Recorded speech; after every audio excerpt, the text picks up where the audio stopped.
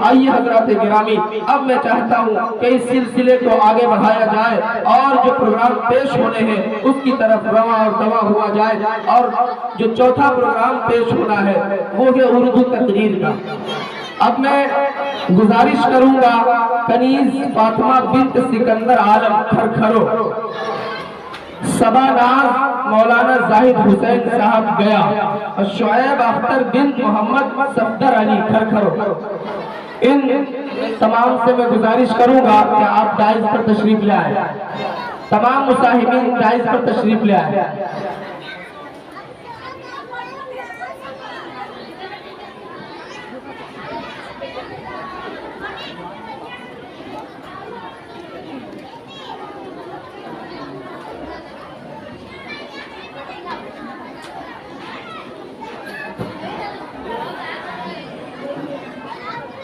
السلام علیکم ورحمۃ اللہ وبرکاتہ۔ وعلیکم السلام ورحمۃ اللہ وبرکاتہ۔ بسم اللہ الرحمن الرحیم، نحمده ونصلی علی رسوله الکریم، اما بعد، قال اللہ تبارک وتعالی فی کلام القدیم والقرآن الکریم، اعوذ باللہ من الشیطان الرجیم، بسم اللہ الرحمن الرحیم، وما ارسلناک الا رحمۃ للعالمین۔ وہ شاہ ختم رسل ماہ مبی ہے، وہ شاہ ختم رسل ماہ مبی ہے، روشن تیرے انوار سے افلاک و زمین ہے۔ مانا کہ ہنسی اور بھی دنیا میں بہت ہے، مانا کہ ہنسی اور بھی دنیا میں بہت ہے، لیکن میرے سرکار زمانے سے ہنسی ہے۔ دنیا میں کہیں بھی تیری تمثیل نہیں ہے، دنیا میں کہیں بھی تیری تمثیل نہیں ہے، تو باعث دنیا ہے، تو ہی مظہر دی ہے۔ وہ نبیوں میں رحمت لقب پانے والا، مراد غریبوں کے برلانے والا، اتر کر حرا سے سوئے قوم آیا، وہ ایک نسخہ کیمیا ساتھ لایا، وہ بجلی کا کڑکا تھا یا صوت ہادی، عرب کی زمین جس نے ساری ہلا دی۔ محترم سامعین اکرام اور پردہ نشین میری ماں بہنیں، میں آقا کی محبت کا دم بھرنے والی، آپ کے ارشادات پر مٹنے والی، رسول اللہ صلی اللہ علیہ وسلم کی شیدائی، گلشن اسلام کی پروردہ ہنہار بچی ہوں۔ میری ماں بہنیں، میں نے جس موضوع کا انتخاب کیا ہے وہ ایسا آفاقی اور اتنی وسعت کا حامل موضوع ہے کہ جس کا احاطہ کرنا میری جیسی کمسن اور کم عمر بچی کی بات نہیں، اس لیے کہ میرا موضوع سخن انتخاب سیرت ہے۔ میں سیرت کے کس گوشے پہ بحث کروں؟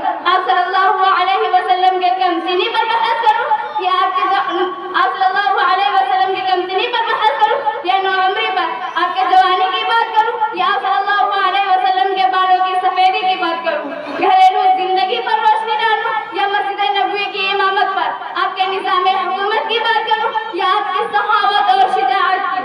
آپ صلی اللہ علیہ وسلم ایسے رحمت للعالمین ہیں کہ دنیا آپ کی مرہون منت ہے۔ آپ نے انسانیت کی رہنمائی کے لیے اپنی ساری زندگی وقف کر دی تھی۔ ظلم و ستم کا وہ پہاڑ آپ پر توڑے گئے کہ جسے سن کر کلیجہ منہ کو آتا ہے۔ طائف کا ایک مشہور واقعہ ہے کہ جب آپ اہل مکہ سے مایوس ہو کر طائف میں دین کی دعوت دینے کے لیے تشریف لے گئے، طائف والوں نے نہ صرف دعوت قبول کرنے سے انکار کیا بلکہ آپ کو گالیاں دی، برا بھلا کہا۔ اسی میں بس نہیں کیا، طائف کے اوباش اور واہیات لڑکوں نے آپ پر پتھر برسائے۔ نبی کریم صلی اللہ علیہ وسلم پر ظالموں نے اس قدر ظلم و ستم ڈھایا، کسی نے کیا خوب کہا ہے کہ پتھر جس میں اطہر پر نبی کے خوب برسائے۔ نتیجہ یہ ہوا کہ خون جوتوں تک اتر آیا، نتیجہ یہ ہوا کہ خون جوتوں تک اتر آیا، مگر پیارے نبی نے ظالموں سے کچھ نہ فرمایا۔